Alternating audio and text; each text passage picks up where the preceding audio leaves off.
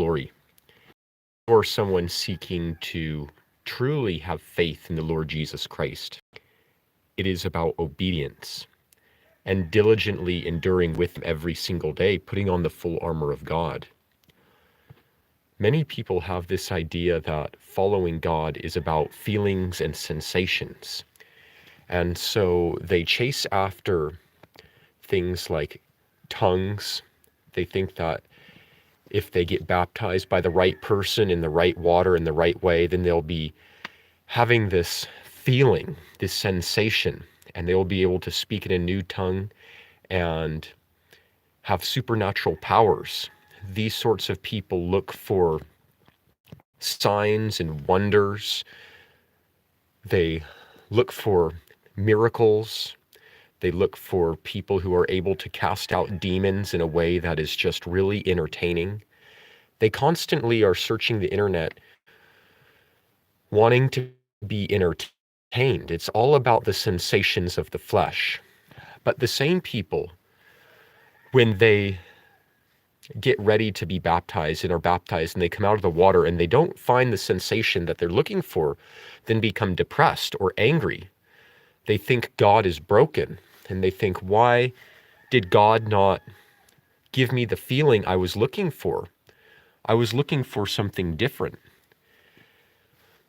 What is it to us if we have a wonderful sensation upon baptism, that we speak in a new tongue, that we immediately go out and cast a demon out of someone like these people think, and then fall back into a life of sin?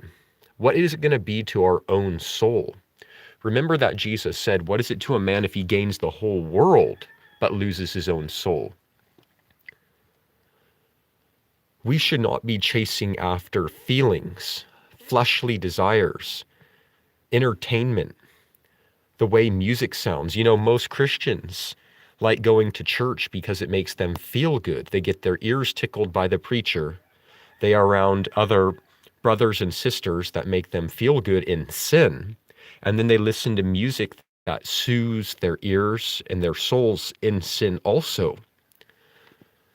We need to remember that following Jesus Christ is about love. And the kind of love that God requires is holy love, righteous love. The kind of dedication that says, even if I don't feel like following God today, even if it's not easy, even if it's difficult, I will love him because he first loved us and gave his life for us. Because Jesus first loved us and he showed us the way, then we also have to lay down our lives for others. Love is a choice. It's not just a feeling. And if we're going to truly be the children of God, we have to abide in his love every day. And we have to be dedicated to the true gospel, obeying the Lord Jesus with all of our heart, soul, mind, and strength, having on the full armor of God, ready to take a stand for the truth. But don't be like the Christians who are just looking for entertainment, who are looking for someone that just sounds really nice, who is able to speak in tongues, supposedly cast out demons, and work signs and wonders and miracles. People love to chase after those things, but they don't want to just look at their own heart and get right with God and be on the straight and narrow path. That's too simple. They would think that's too boring. But Jesus calls us to do those basic things, to get sin out of our own life, to clean up our own language, to purify our tongue, to purify our hearts, our minds, our thoughts, to be able to rebuke every evil thought that comes into our mind, every demon that is speaking into us, and just reject those things so that we can receive the words of life. Let us not be people who are just seeking after the pleasures of the world and things that look good. The kind of Christianity that is marketable on TV and in church, that get people into the church thinking something big is going on. Look at this guy. He really is someone that we should be following. He is really impressive. Following Jesus is not about looking impressive. It's not about looking like a movie star or some celebrity or famous musician. It's about being humble and truly having the love of Jesus Christ and loving others as ourselves. Are you really someone who is ready to go with Jesus, to dedicate your life to him no matter what? Or are you just chasing after sensations and feelings, like most people who get on the internet are?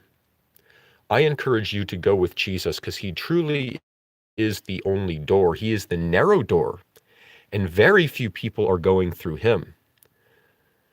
You know, I had a dream the other night about this man or men who were making doors, and they were wooden doors.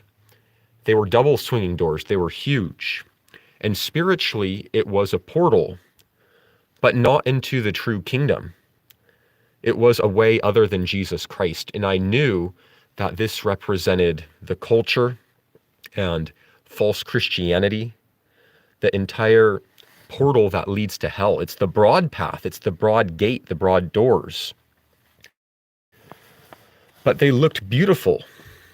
But in my soul, I also knew it was demonic. Church is a broad path to hell that is leading many people astray from the truth, because you get yourself around people who don't really have the love of Jesus, who are not persistent in the faith. They're about the business of the world, getting people in church, getting bodies in pews and in chairs. You get around people who just care about making the pastor look good and their organization look good.